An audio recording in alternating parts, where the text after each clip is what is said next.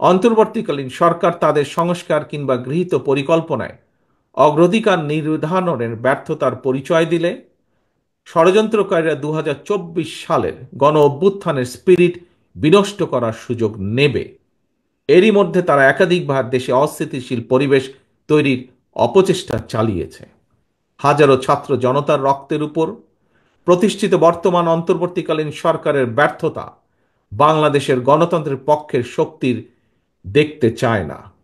এ কারণেই জনগণের পক্ষের রাজনৈতিক দল হিসেবে বিএনপি অন্তর্বর্তীকালীন সরকারের প্রতি সমর্থন অব্যাহত রেখেছে। প্রিয় দেশবাসী, রাষ্ট্র এবং সরকারের বিদ্যমান বিধি ব্যবস্থা নিয়ে তরুণদের মনে অনেক প্রশ্ন রয়েছে এবং আমরা মনে করি এই প্রশ্নগুলো থাকাটাই স্বাভাবিক। 2009 সাল থেকে এ পর্যন্ত ভোটার তালিকায় প্রায় 3.5 কোটি ভোটার যুক্ত হয়েছে। তারা ভোটার হলেও আজ পর্যন্ত তারা একটি জাতীয় নির্বাচন কিংবা স্থানীয় নির্বাচনে ভোট দিতে পারেনি। তারা পারেনি নিজেদের পছন্দের প্রার্থীকে ভোট দিয়ে জনপ্রতিনিধি নির্বাচিত করতে, অথবা ইচ্ছা থাকলেও তারা কেউ নিজেরাও জনপ্রতিনিধি নির্বাচিত হবার সুযোগ পায়নি। সুতরাং রাষ্ট্র ও রাজনীতি, সরকার প্রচলিত বিধি ব্যবস্থার সংস্কার করে আরো উন্নত এবং টেকসই বিধি ব্যবস্থার পক্ষে ছাত্র ও তরুণরা অবস্থান নেবে সমাজ পরিবর্তনের লক্ষ্যে। দেশের তরুণ জনগোষ্ঠী ভূমিকা রাখবে, এটিই স্বাভাবিক, এটিই তারুণ্যের ধর্ম। দেশে প্রয়োজনে আরো নতুন রাজনৈতিক দলের উত্থান ঘটবে, এটিই গণতান্ত্রিক রীতি। এ নিয়ে বিচলিত হবার কোনোই কিছু নেই। রাষ্ট্র ও রাজনীতির প্রয়োজনে বিএনপি সকল গণতান্ত্রিক উদ্যোগকে স্বাগত জানায়।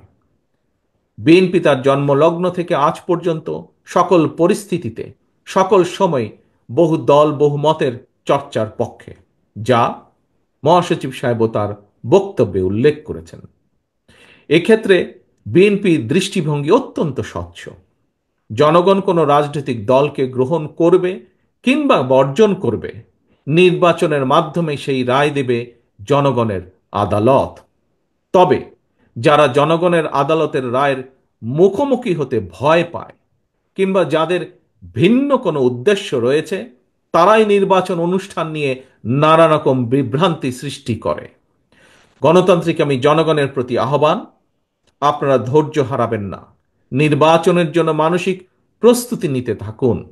নির্বাচন কমিশন তাদের উপর অর্পিত দায়িত্ব যথারীতি পালন করবে, এ বিশ্বাস রাখুন। বিএনপির নেতাকর্মী সমর্থকদের প্রতি আহ্বান জানিয়ে বলতে চাই, আপনারা অপপ্রচারে বিভ্রান্ত হবেন না, বরং সতর্ক থাকবেন। নিজেরা এমন কোনো কাজে সম্পৃক্ত হবেন না যাতে কেউ অপপ্রচারের সুযোগ পায়। নিজেদেরকে জনগণের আস্থায় রাখুন, জনগণের আস্থায় রাখার জন্য সর্বোচ্চ চেষ্টা করুন।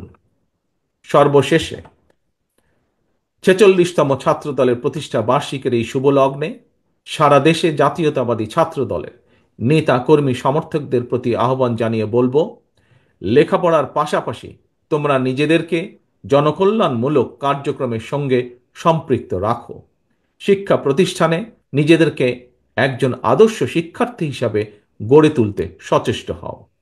শিক্ষার্থী কিংবা অভিভাবক, আমাদের প্রত্যেকের মনে রাখা জরুরি, আজকের শিক্ষার্থীরাই আগামীর বাংলাদেশ।